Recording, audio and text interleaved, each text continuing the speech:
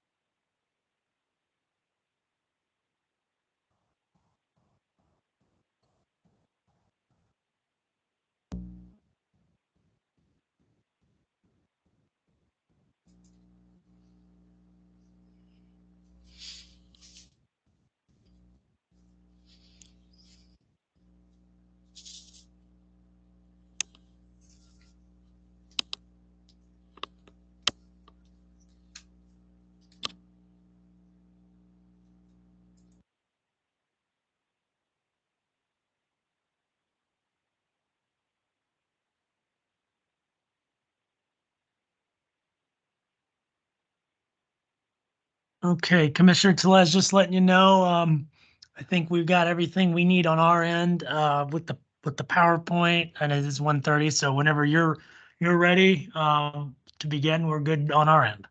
Okay, very good. Can you hear me? Yes. Okay.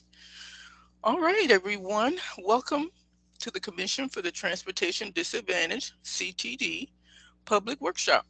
This is the first of two workshops where we will receive presentations on the projects that are currently being funded under the CTD Innovation Service Grant, otherwise known as the ISD grant.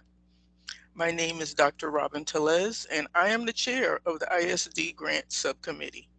The subcommittee is responsible for reviewing the applications and recommending projects for commission approval in the upcoming fiscal year. At this time, I'd like to ask our other subcommittee members to introduce themselves. Please remember to unmute your line. Press *6 if you're participating by phone. Thank you for your time, taking time out of your busy schedules to participate on the committee. So I guess we can pretty much start with, let's see, Krista Carter, are you there? Don't forget to unmute your phone. Krista Carter from Elder Affairs. What about Kent Carroll from APD?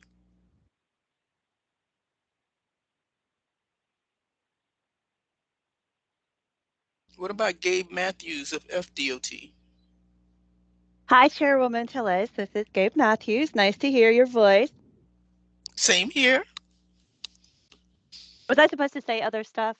Yeah, just tell us a little bit about what you do and what, Sorry, I your just had a agency. heavy lunch. That's I okay. am the interim state transit manager for the Florida Department of Transportation. And we are kind of a mini Federal Transit Administration. We handle grants for rural and elderly and disabled. There are subrecipients for 5310 and 5311. We have state safety oversight program, drug and alcohol compliance, which we use for our vehicle purchasing program, and a research program, and a lot more, and money. So that's why Oh, people like us. I'm just saying. oh my goodness. That's a lot. I probably said too much. No, you didn't. You didn't. Thank you. I really appreciate Hmm. that. What about Krista? Are you on yet? What about Kent? Well, hopefully they'll be joining us. Anyway, I'm going to move on. Um, Before we move into the presentations, we would like to give you a little bit of a quick background and go over the format for today's workshop. The ISD grant has evolved over the years. It began as the Mobility Enhancement Grant in 2016, where the Commission awarded approximately $2 million each year for innovative service projects. In 2019, the Florida legislation appropriated $10 million to the grant through a multi-use corridors or regional economic significance program, better known as MCORS. Following the COVID-19 pandemic, the Florida legislature appealed the MCORS program, where the ISD grant was not funded for a year. In 2022, the legislature appropriated $4 million to the program, which the commission in turn awarded to 8 projects for the current fiscal year, July 1st to 2022 to June 30th, 2023. We will hear presentations from 3 of those projects today. For the upcoming fiscal beginning July 1st, 2023, the governor is recommending $6 million in ISD grant, and the commission is currently accepting proposals from community transportation coordinators until April 14th, 2023. Funding for the FY 2023-24 grant cycle is contingent on legislative appropriation and governor's approval. Now, the goal of the ISD grant, the ISD grant is intended to test new innovative services to the transportation disadvantaged population. It is persons with disabilities, older adults, individuals with low income, and at-risk children. The project must support one of the following objectives. Number 1, increase access to TD services, including extending service hours or serving an underserved population, such as individuals with severe disabilities. Number 2, enhance cross-country mobility. Or 3, reduce barriers for TD riders to access the fixed route system if available in their community.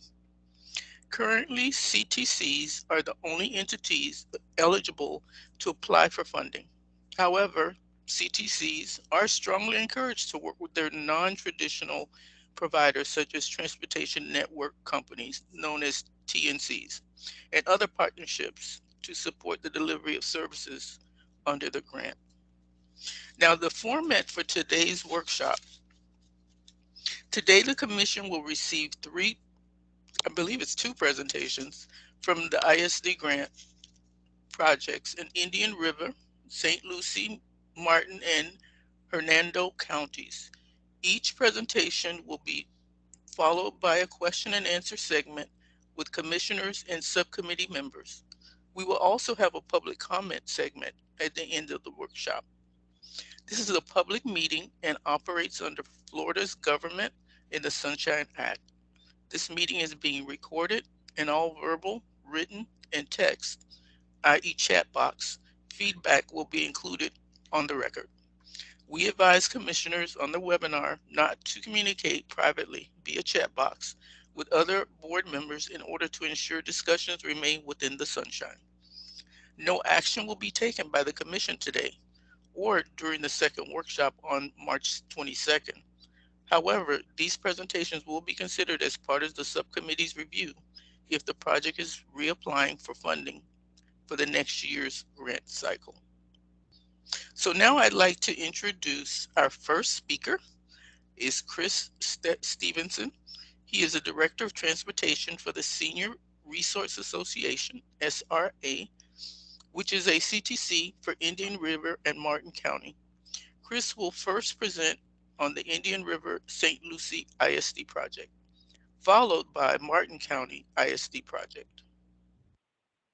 Chris? Hi, this is Chris Stevenson. I hope everyone can hear me. I just wanted to clarify, that's actually switched. We're going to talk about the Martin County ISD grant first, if that's okay.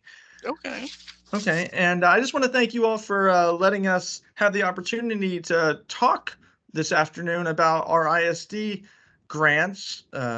Senior Resource Association received 2 this fiscal year, and we're very proud of our programs. We think we're accomplishing a lot, and we look forward to showcasing them for you all this afternoon. So we're going to talk about the Martin County one first. The Senior Resource Association, we are a nonprofit organization headquartered in Vero Beach, Florida. We've been doing transportation for 48 years, and we've been the CTC in Indian River County since the early 90s, and we've been the CTC in Martin County since 2018. And our mission is to promote independence and dignity in our community by providing services to older adults and transportation for all. In Martin County, we received a $750,000 innovative service development grant, and that started. It was executed the last week of August, and so it's been going for just about 9 months now, and we're really proud of the project. The project scope was that there's only 2 dialysis centers in Martin County. It's a county of about 160,000 people, but they only have 2 dialysis centers. And so there was a lot of strain on the TD services to get all the dialysis clients to dialysis at one of those 2 facilities in the amount of time that we had, and without using up all of our trip and equipment grant funds. And just by comparison, Indian River County also has 160,000 people in it, but we have 9 dialysis facilities. So there was a big difference there. And so one of the things that we wanted to do with our ISD grant program was create a dialysis program to help get dialysis patients that are TD to and from their appointment in a quick manner, in a safe manner, in a way where they weren't having to wait long periods of time for the bus. And you can see our goals of the program were to provide 11,040 dialysis trips, to provide non-dialysis trips to dialysis clients. So this means taking them anywhere else, employment, grocery shopping, other quality of life appointments that they want to make. We always say we don't want transportation to stop someone's quality of life from being high. And so what we wanted to do was be able to trip those dialysis patients other places in the community, in addition to the dialysis trips that we gave them. And we wanted our trips to be fast. We wanted any of the trips outside of Indiantown to take place in 20 minutes or less, and any trips that were going to or from Indiantown to take no more than 45 minutes. Indiantown is a small rural municipality on the outskirts of Martin County, and so it's about 26 miles from the dialysis center to Indiantown. So we knew those trips were going to take a little longer, but everyone else, we wanted them to have a very quick on-demand trip if that's what they were looking for. We wanted to provide transportation to 90 unduplicated TD individuals, and we knew this was going to give us the ability to trip non-dialysis individuals using our trip and equipment grant. So another goal that we had as part of our ISD grant was to do 7,500 trips using our trip and equipment grant that previously had been used for dialysis. And finally, we wanted to have a high passenger satisfaction rating. We wanted at least 90% of our passengers to report a favorable evaluation of the service. And so once we were told that we got the ISD grant, we, I like to say that before the ISD grant, we were kind of keeping our TD services, I don't want to say a secret, but we weren't marketing them as well as we could have because there was just such a strain on our resources. We weren't able to provide the amount of trips that we had the need for, just because we didn't have the funding. And once we were able to get that ISD grant, we really went full steam ahead on our marketing. We designed our flyer and our brochure. We reached out to the rehab facilities and the churches in Martin County. We have a very close partnership with the hospital and with the 2 dialysis centers in Martin County. They are the ones who we have a very close relationship with. They have like a direct line to our our customer care agents in our office so that they can let us know immediately whenever a passenger is ready to get picked up. And they also help us conduct our evaluations of the service every month. We posted a lot on social media, and we have a lot of networking meetings with community partners. So those are all the things that we did once we got that ISD grant. And as you can see on this slide, we feel really good about the way it's been going. We're on pace to achieve 5 out of our 6, or is that six out of our 7 goals. The only goal that we're not going to completely meet is the number of non-dialysis trips that we provide to dialysis patients. We kind of thought there would be a higher need for that, but they haven't been booking as many trips. But the other thing is that our grant did not get executed till the end of August, and so what we thought we would do in 12 months, we only had about 10 months to do, and so we're gonna come up short on that one goal. But these other goals, we're very proud. We're gonna get to that 11,000 dialysis trips. The vast majority of our trips that are in outside of Indiantown are going to be done in 20 minutes or less. All the trips that are to or from Indiantown, 98% of them are happening in 45 minutes or less. We have already achieved the number of unduplicated passengers that we had set out for ourselves. We are on pace to hit the number of non-dialysis trip and equipment grant trips that we were wanting to do now that we're using the ISD grant for our dialysis trips. And we have a high evaluation of the service through our customer surveys. So you can see on this slide, we're really proud that over the last few years we've done between 7,000 and 10,000 trips in Martin County, and this year we've already done 14,000, and by the end of the year we're going to hit 24,000. So we're very pleased with the numbers that we're putting up in Martin County. The county is very pleased with it, and we are looking forward to applying for another innovative service development grant. One of the things that we had thrown around the idea of doing is expanding our operating hours. Where right now we operate from 6 a.m. to 7 p.m. Monday through Friday, and 8 a.m. to 5 p.m. on Saturdays. But because, like I said, there's only 2 dialysis centers in Martin County, they have much longer operating hours than that. And they had indicated us it would be super helpful if we could start tripping earlier than that and trip later than that. So one of the things that we're going to put in our new innovative service development grant application for this upcoming year is expanding our operating hours, because we think the demand is definitely there, and we think that we'll be able to help more people if we expand our operating hours in that way. And just the sum of all of this for Martin County, before I take any questions y'all have, is that, with the additional funding this year's, our riders have not been limited. They haven't had to prioritize medical appointments like dialysis over their grocery shopping, education, or employment. And that is something that, if you look at the history of the TD program in Martin County, we've had to limit the number of trips. In the past, dialysis people could only use us 3 times a week, and it was to get to and from dialysis, and that was it. They couldn't do anything else. They were having to prioritize in that way. And so the ISD funding has been a huge blessing this year. We've been very happy with it, and the community's been very happy with it. And so before I talk about our Advantage Ride program, I'll take any questions that you have on the Martin County ISD.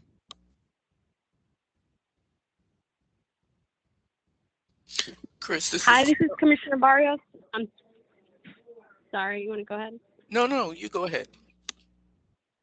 I just wanted to say, it's not a question, it's just a comment. I really think it's awesome that you guys are providing such quick service to and from the dialysis.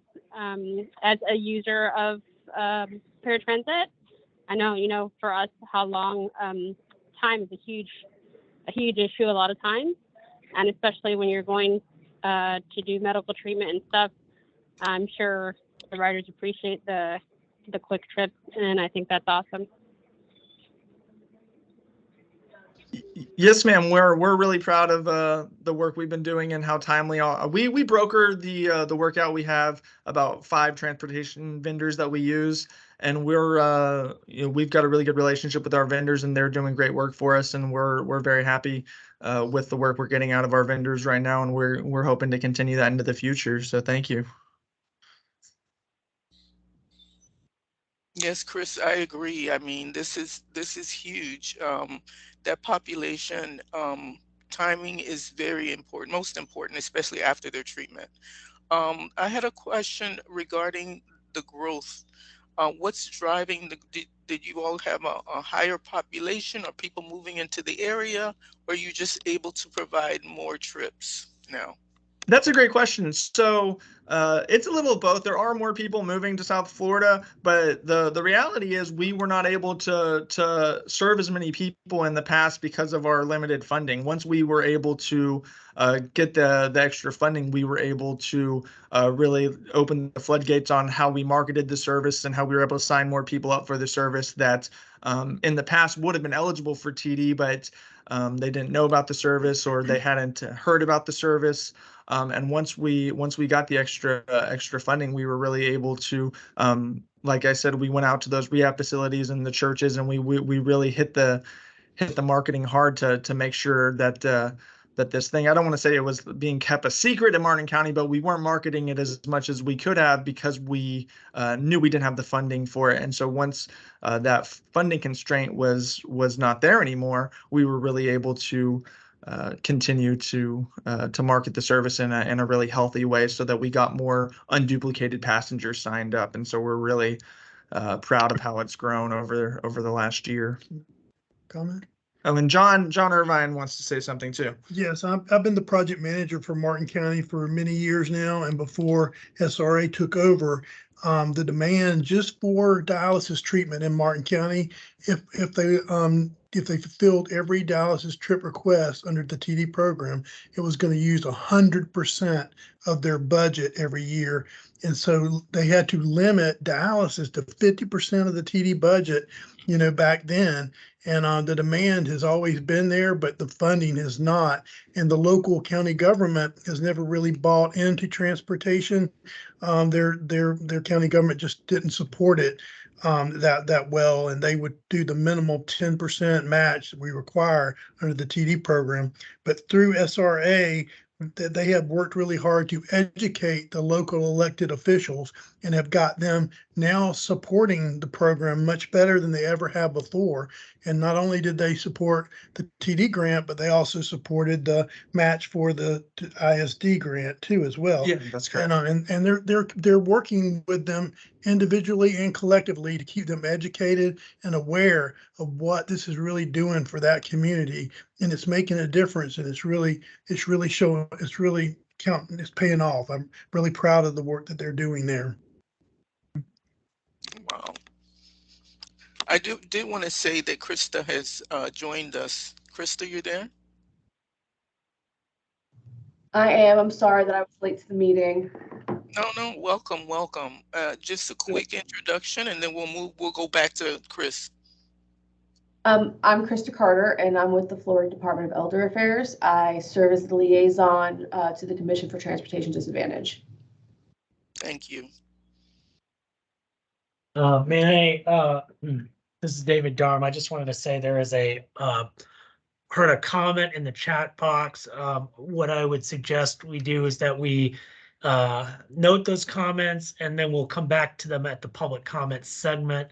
We'll call on you when that time comes. Just so folks know that we're not ignoring you, but right now we're just having the Q&A with the presenters at this time. But then at the end we'll come back to it.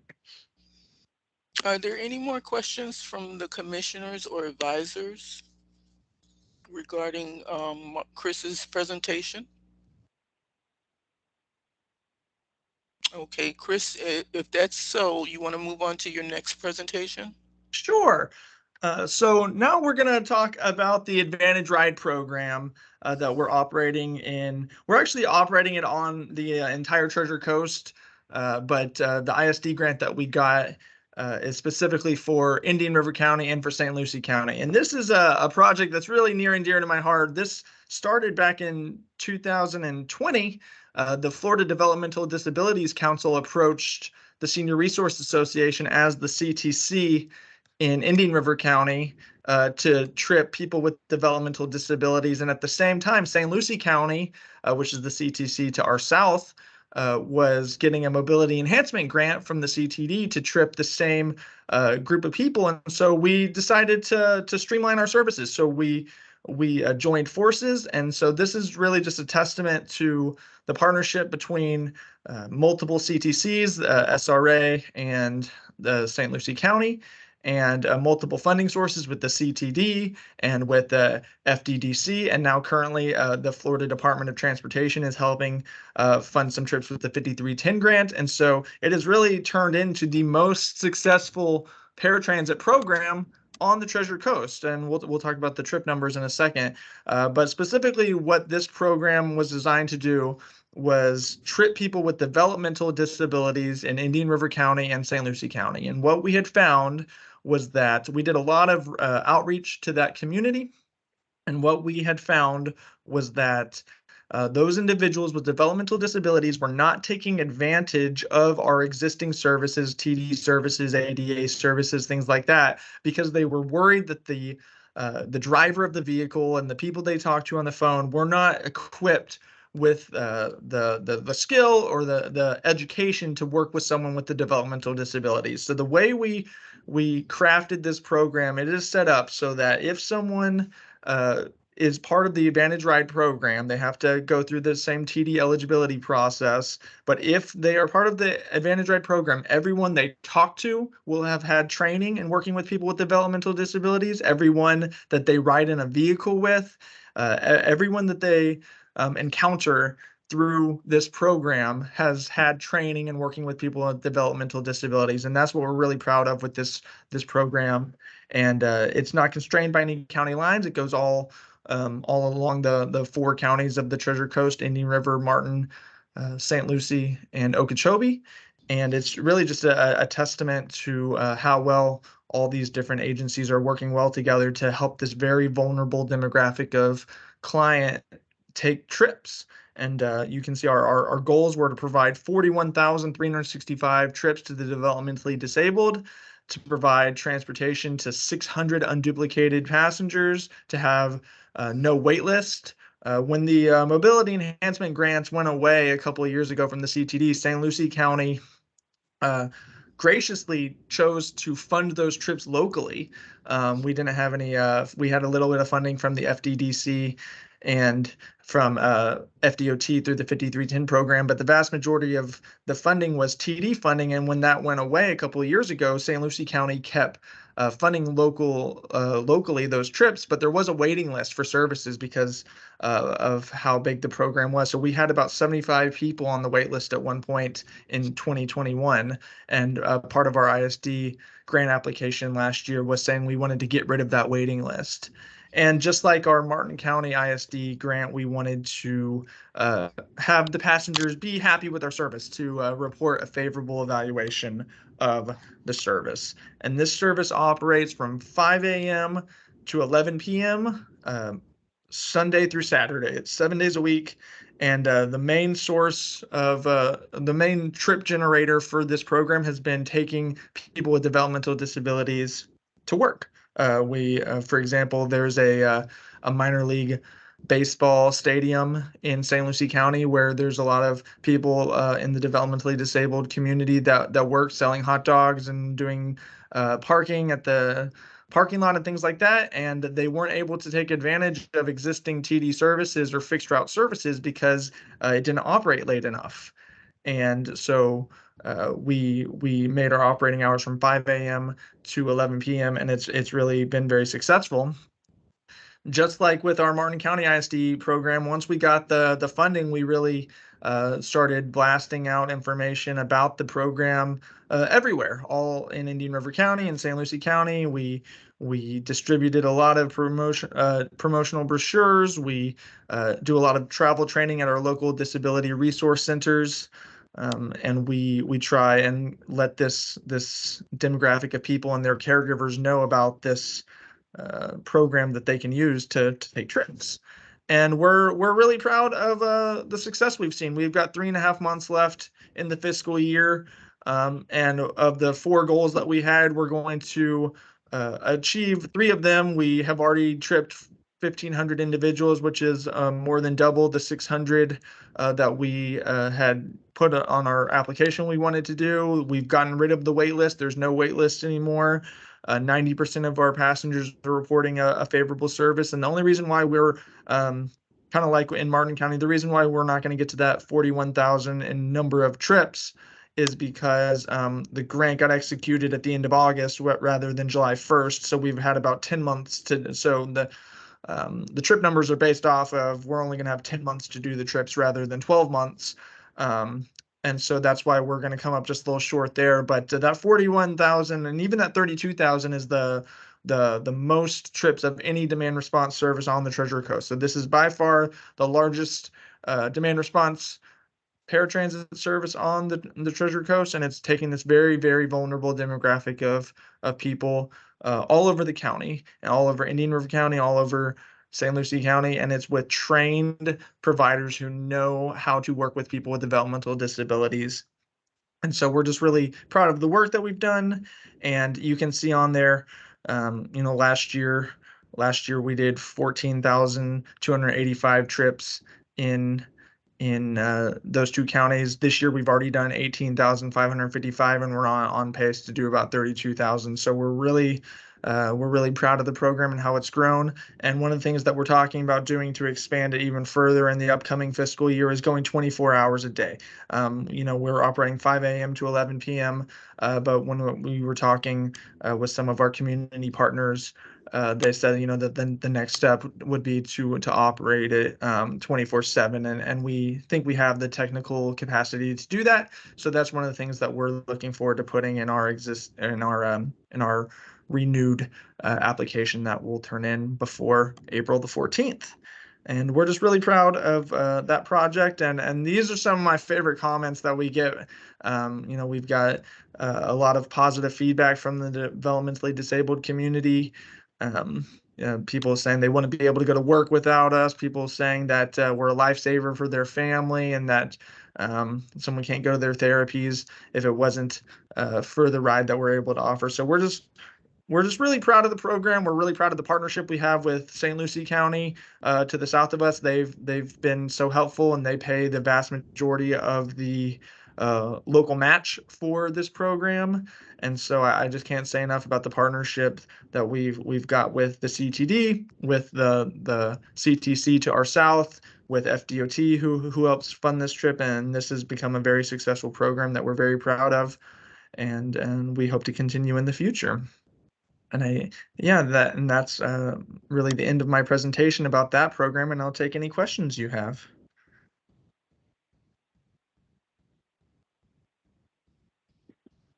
Hi, this is Commissioner Barrios again. I was just wondering, it sounds like such a great program. That's sounds like you guys are doing such a phenomenal job. I was just wondering if these trips allow for caregivers to, accompany individuals if that's what they choose. I mean, it's wonderful that they have, guaranteed folks with training, but I was just wondering if that's a possibility as far as this grant is concerned. Yes, ma'am. That's a great question. And yes, ma'am, that is allowed. If any of these individuals want to ride with a personal care attendant or a family member, that is of course allowed, and that is something that we encourage if that's something that they want. Most of the trips are from group homes, so there's a lot of people with developmental disabilities who live by themselves with other developmentally disabled people in group homes, and so they don't always ride with a caregiver currently, but they do ride with groups of their peers. So that's what we see a lot of. But there are the occasional people that want to ride somewhere with their sister, with their mother, things like that, and that is of course allowed and encouraged. This is Commissioner Tellez. This is awesome. I mean, that's kind of my passion, working with persons with disabilities, and I think this program has been able to open a whole new world. Think about it, the fact that they can work and how economically it has helped that community. I had a question regarding the training. It sounds like a great program, and not everyone is doing this. Is there some way that, and maybe you can talk a little bit about the training? Is there any way for it to be shared to the state so that, you know, people? That's a great question. So Lisa Mack from FDOT just asked me a couple weeks ago for the training that we make all of our transportation vendors and employees go through whenever they become part of this program, and I just shared that with Lisa just a couple of weeks ago. And yeah, we're more than happy to show what we do. And I've talked to our transportation vendors who put all their drivers through it, and it's a lot of training. It takes about 25 to 30 hours, and we put all of our people through a lot of work just about sensitivity to certain issues, things that are going to be less likely to cause disruptions on the vehicle, things like that. A lot of it is from the APD, a lot of it is from Rutgers, but yeah, we have no problem sharing the training that we put our anyone involved in this project through, because we want as many people to have that as possible. So we didn't develop the training ourselves. We grabbed bits and pieces of it from all over the country, to fit the needs of our community. And so yeah, we have no problem sharing that. And in what format is it? Is it PowerPoint? Does it need to have, can someone go through it independently? Or Yes, ma'am. Yeah, there's some videos involved, and then there's also some literature to review. So it's not just one specific training. There's about 9 different components that make up our training. So some of it is videos from Rutgers, some of it is videos from the APD, some of it is some literature that we make people read and then answer some questions on before we'll sign off on them. We have a list of these 9 different components, and yeah, I'd be more than happy to share that. yeah, I would definitely like to see it, and then maybe discuss with the commission how we could actually share that throughout the state. But I really appreciate you guys have done a great job. Well, I Commissioner. appreciate you saying that. And like I said, we can't say enough about the Commission for Transportation Disadvantaged. I mean, this commission is a lifeline for so many people in Florida, and we're just really lucky. You go other places in the country, and they don't have a Commission for Transportation Disadvantaged, and you can tell that they look up to Florida, and they see so many things that Florida is doing that's on the cutting edge, and they really admire us, and so we're hoping to keep our relationship with the CTD very positive as we continue to look for funding for these programs, and I just think that everyone has their heart in the right place, and I think it's showing in the work that we're doing. So appreciate y'all letting us present today. Thank Hey, you. Chris, before, Go ahead. I'm sorry, this is Sherry. There's a couple of questions specifically related to what Chris was just speaking of, so I want to catch him. I know you mentioned on the Martin County project, you had, I believe you said 5 providers on contract, but on St. Lucie, are those services contracted out, or does SRA provide them themselves? Thanks for That's one asking, question. Sherry. Yeah, it's a little of both. So in Indian River County, SRA's drivers do some of it. In St. Lucie County, we have it contracted out. Our transportation vendors are, they're vendors that you would have heard of, like the ARC of Martin County, the ARC of St. Lucie County, the Council on Aging, things like that. We have all these transportation vendors that we have put through this training to do the same thing. So it's outsourced to transportation vendors in St. Lucie County, and in Indian River County, we do a lot of it ourselves. Okay, thank you. The second question, when you were listing where you got some of your training resources, can you clarify, was it Rutgers? Where, Right. So it's really a collection of a lot of different agencies. The APD has some really good stuff that we use, but Rutgers is the educational institution that we right, got most of it from. And as soon as I log off here this afternoon, I'll send you exactly what I sent Lisa Mack at FDOT a couple weeks ago. It outlines our whole training program. So if we want to have other people get that information, they will be able to. But yeah, perfect. we had to get it signed off on by the Florida Developmental Disabilities Council back in October of 2020. So we said, these are people that always work with individuals with developmental disabilities, and we said, does this look like a good training program? And they thought it looked great. So we've felt good about it ever since then, and always looking to improve that process if we need to. Okay, thank you. I think that's all of them that I see so far. There was a general thank you comment from Melody Hearn.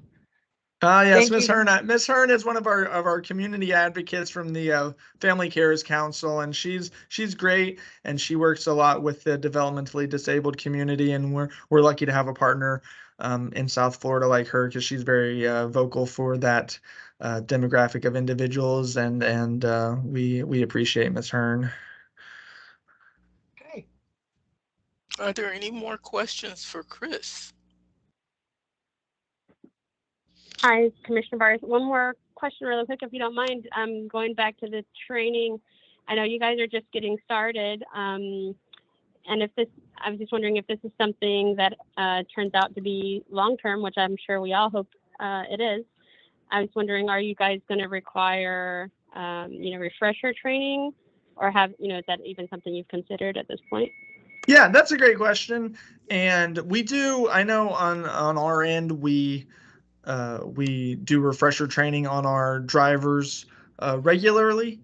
One of the things that we do when we evaluate our transportation vendors that we outsource work to is make sure they have a refresher training program for their drivers as well. And so one of the things that we check, like when we do our vendors our vendors evaluation every year, is not only show us proof that your drivers have gone through this training, but show us proof that they're getting refresher training regularly, just like our drivers are. Because what we want is for someone with if someone with a developmental disability trips with this program, whether it's in Indian River County or St. Lucie County or Martin County or Okeechobee County, we want them to feel the same regardless of who their transportation provider is, where they're going, what time of day it is. We want them to get the same experience all the time. And so we are very adamant about the training we make our vendors put their drivers through, that we put our customer care agents through, that answer the phones, that we put our drivers through. And so that's what the commission can expect from us. But that's a good question, because it's not a one and done thing where they take the training one time and then it never gets brought up again.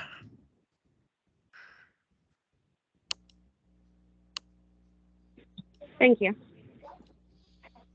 Okay, I've been informed that Kent Carroll has joined us. Before I move on to Miranda, Kent, you want to introduce yourself? Yes, I'm Kent Carroll. I'm with the Agency for Persons with Disabilities. And I apologize for being late on the call. I had a scheduling conflict, but I'm not going to ask Chris to repeat everything he said earlier. So I'm hoping that the rest of the committee will brief me on what was said. I think it would be great, Chris, if you could just go really quickly back to the slide with goals and the goals that were accomplished. Yeah. So our program is specifically designed for helping individuals with developmental disabilities. and we are going to achieve 3 of our 4 goals completely this fiscal year. The only one that we're not going to achieve is because our grant got executed a little later than we would have liked to. We had budgeted for it to get executed on July 1st. It didn't get budgeted till the last week of. It didn't get executed till the last week of August. So we're trying to do 12 months worth of trips in a 10-month period. So that's the only reason why we're not going to hit that goal. But everything else, is firing on all cylinders, and we're really, really proud of the program. And if you want to hear more about our program, if you just read our application that we put in a couple of weeks for renewed funding, you'll get to hear all about it. And then just one more slide, the one that shows your volume over the years. Yeah. Awesome. So yeah, the program started in October of 2020. Last year we did 14,000 trips. This year we've already done 18,555, and we're on pace to do about 32,000. So we're really proud of how the program has grown, and we hope it continues to grow. And your change for next year. Right. So we're hoping that we can expand our operating hours to be 24/7. Right now it operates from 5 a.m. to 11 p.m.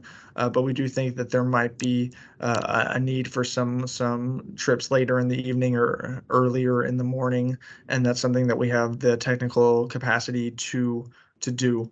So that's one of the things that y'all can expect to see from us in our grant application that we turn in a little while. Thank you. Kent, did you have any questions? No, I appreciate the summary, Chris. I'm just reading through your slides here, but it looks like you all have done a great job with this. You've done 12 months of work in 10 months. So. Yeah, and that's not really anyone's fault. I mean, when we sent in our grant application, we said, if it starts on July 1st, we can do, 41,000 trips from July 1st to June 30th. And because of how long it took to get the funding actually in the CTD's hands, we weren't able to get that grant executed till the last week of August. So our numbers are going to come up just a little short of what we had wanted in a 12-month period. But everything, it's all positive information coming out of it. So we have no complaints, and we're really excited about the future of these programs. Well, I do have one question. You mentioned, I caught the tail end of something you said earlier. You mentioned APD. You're receiving something from APD. I didn't get it. What was that? So our program is based off of everyone that someone with a developmental disability encounters with our program, whether it be a call agent who takes their phone call, whether it be a driver that trips them where they're going. They've all had specific training in how to work with people with developmental disabilities, because we don't want. We understand that it's not the same as someone, it's not the same as someone who's elderly and in a wheelchair. It's just not the same type of trip. If it's someone with a developmental disability, there's differences and there's nuances there that have to be understood and planned for. And so we make all of our providers, all of our staff go through this training for working with people with developmental disabilities. And some of that training that we got were tools that we received from the APD. Okay. All right. That's great. Very good. Very good. Well, if there's no more questions, want to thank you so much, Chris. This is really encouraging. And it actually helps us kind of get that feel good for being able to use those funds to make such a positive change. So thank you very much for sharing that, and we look forward to hearing more about it in the future. Thank you. Okay, our next speaker will be presenting the Hernando County ISD project.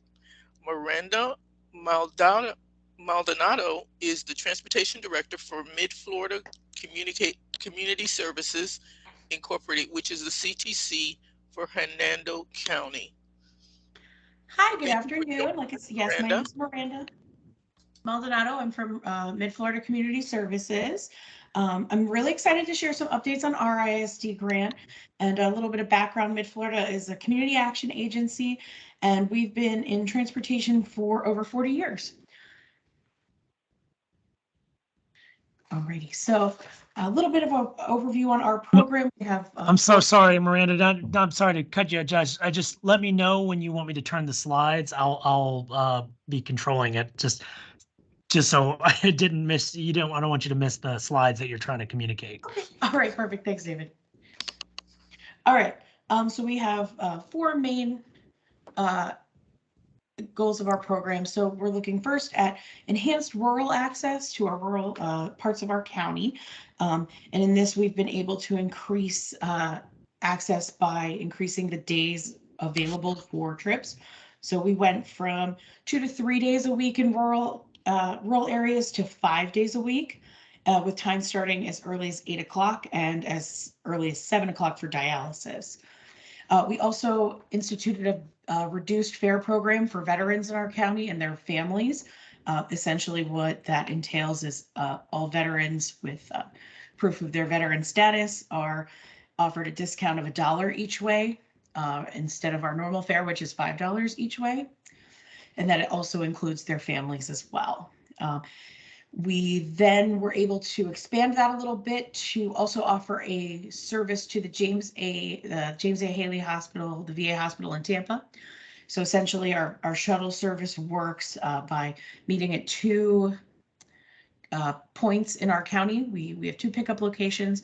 We shuttle our veterans to the hospital, and then when everyone's ready, they bring them back to the county. And we also were offering a fixed route connector service to meet at 3 different connector points in the county. And this was more in order to increase access to cross-county connectivity so that clients were able to meet with the Pasco fixed route as well. Okay, David. All right, and a little bit more about our project overview. So our grant was executed on October 14th, and our first date billed was November 1st. We were awarded $150,000, and in total from November through February, we've billed $42,612.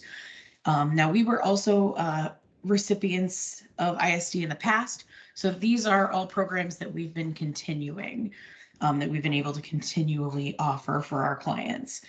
So our normal hours of operation now are 6 to 4, again, with our first guaranteed appointment at 7 o'clock for life-sustaining trips. And then, this is for TD eligible clients and our regular TD application. Okay. And here's a breakdown of our trips. As you can see by purpose, we namely do our medical appointments as well as our other big one is for employment. Our goal was to provide 400 trips per month. We're averaging right now about 293 trips per month. And there were 0 trips provided or requested for our connector to the fixed route. Okay. Okay, so our unduplicated count is as follows. Here's the breakdown. Over the past 4 months, our goal was 60 clients per month for unduplicated, and we're averaging 53 clients per month as it stands. We are seeing kind of a steady increase with an average of 5 new accounts per month. Okay. And some of our additional performance indicators, we're looking at our on-time performance is 97.7%. Also keeping in mind that our system works in a 2-hour window. So that percentage reflects that 2-hour window. And our shuttle service is not counted within that percentage due to the fact that it is a shuttle and therefore they all leave at the same time and return at the same time. Our average trip length is 16 miles per trip, which also does include our local and our cross-county to Tampa trips. Additionally, so with our fare box fees, like I said, our veterans are offered our reduced fare, and that reduced fare has saved over $4,000 for veterans and their families over the past 4 months. Okay. So another aspect of our project was to increase rural trip access. In the past, some rural areas of our counties were very limited to specific dates and times that we were able to provide trips for them. For example, in the eastern part of Hernando County, which is Ridge Manor, they have no fixed route system in that area. And we were limited to providing trips only 1 day a week for a very small time frame. I think it was between 8 and 12 o'clock. So with this funding, we've been able to increase those days to 5 days a week with our normal times. So with the first guaranteed at 8 o'clock, as well as the for dialysis for 7. So, you know, we had several clients out in that area that were able to access dialysis treatments. We were able to provide that for them for life-sustaining trips, as well as nutritional and employment trips. Okay. So we were also able to partner with our local Hernando County Veteran Services Office. They were struggling to provide the transportation to the Veterans Hospital in Tampa due to some repair costs and fuel issues. And they also were relying on volunteer drivers. So we were able to partner with them and start providing those trips for them. And then we also are able to provide them totally free of charge to the veterans. In addition to other partnerships we have, we are a community action agency.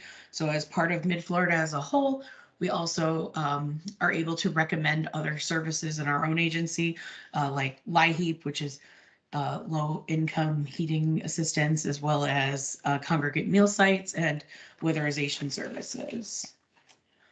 Okay.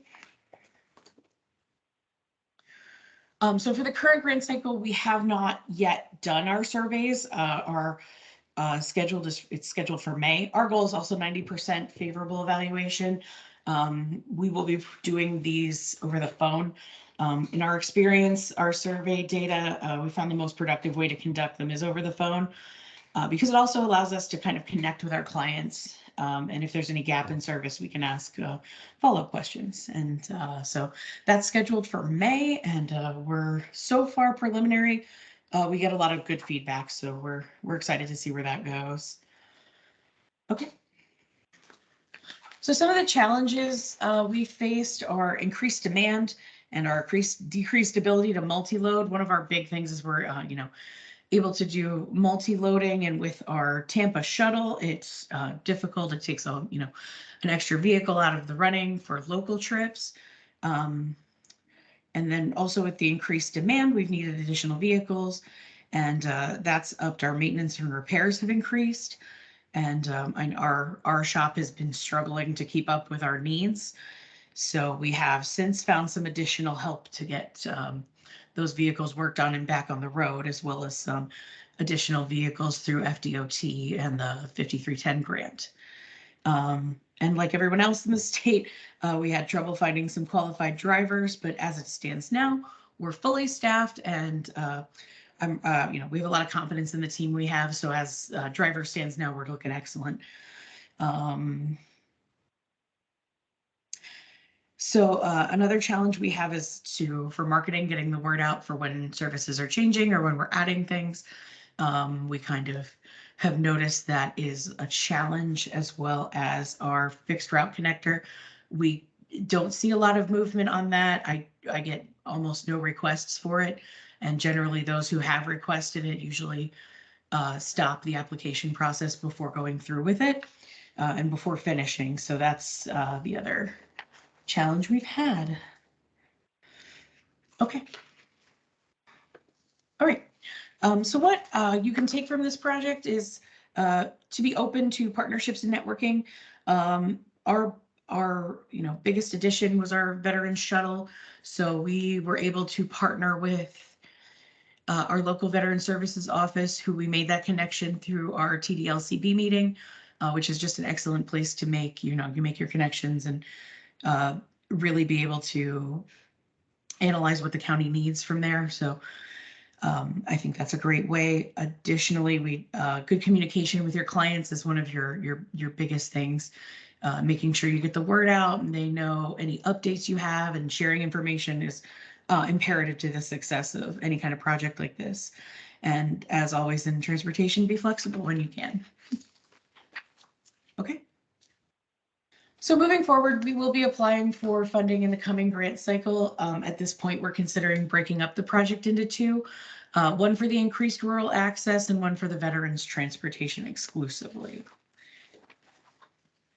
Okay. And that's what I have. So do we have any questions for me? Hi, this is Commissioner Barrios. I have two quick questions. One about the connection to the fixed route service. Do your riders participating in that service, does that include like a bus pass for the fixed route service? And then my other quick question was about the veterans, and you said that you provided discounts for the veterans and their families. Are there any limitations as far as, you know, the number of family members, you know, traveling with them? Can they travel separate? So those are my questions. Okay. So to answer your first question, with our connector service, essentially what we do is they would need to be TD qualified, so they would have to do their application, and then we would provide transportation from their home to their bus stop. That we have 3 different connector bus stop points that we would take them to. Once past that, they're kind of on their own with the fixed route. We don't have any involvement past that. And then once they're done, you know, whatever business they have on the fixed route, they give us a call and we come back and pick them up from that connector point and bring them back to their home. So we don't provide any kind of bus pass or anything like that. The goal originally was to increase the ability to go cross county. So like essentially they would be trying to get to Pasco County, which is our you know, our neighbor county, through the fixed route. Generally speaking, that hasn't really been popular. We generally, when we get that kind of phone call, somebody looking to go cross county that we can't provide, we offer that service. And like I said, they start the application and then it kind of falls off. They either find another way that's more convenient, or, you know, whatever way else they can find. And as for the veterans discount, so the way we go is by household. So let's say it was you know, a couple, like a husband and wife, the discount would apply to her as well, regardless of whether or not he was even riding with her, so they could both ride separately. Or if the husband, let's say, were a veteran and passed, if she had like a copy of his DD 214, we would also offer that discount to her as well. So, but it would go based on household. Okay, thank you.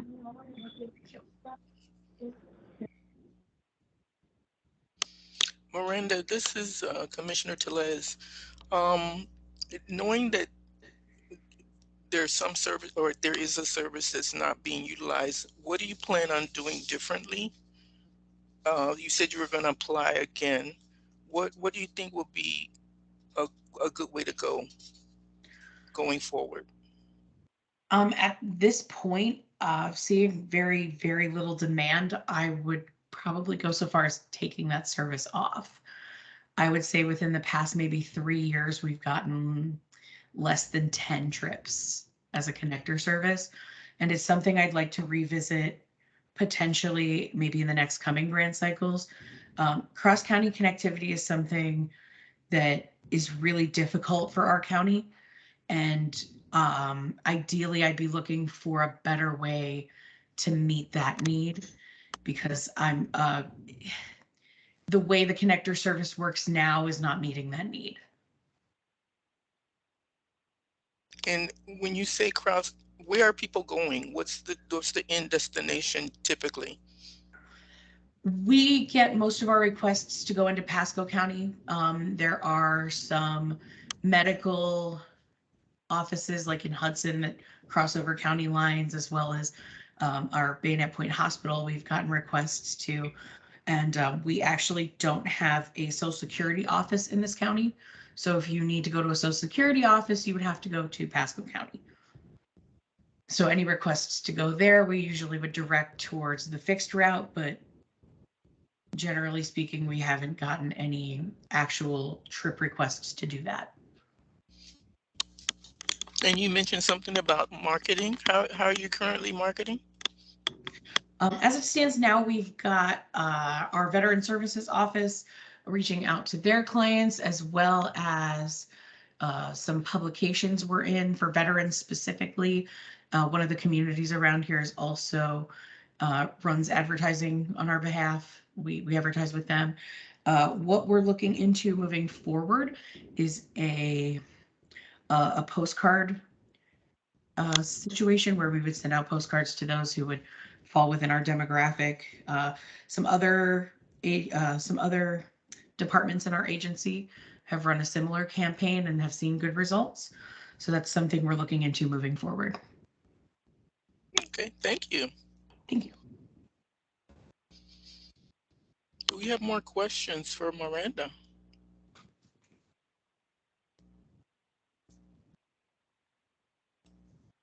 No? Okay, if there's no more questions, I want to thank you, Miranda. Thank you. For making for presenting, and it's only been 4 months, so we'll see. It might even get better. Yes, we're definitely hoping so, but thank you so much. You're welcome. Commissioners, no questions? Advisors? So now we want to open it up to the public. Any public comments on either of those presentations?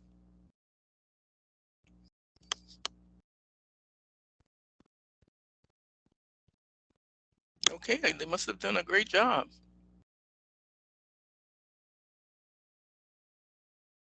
Okay, just so you know, I was gonna let you know how to unmute your line. Press *6 if you're participating by phone, and indicate your name, organization, and represent county of residence for the record. And again, are there any public comments?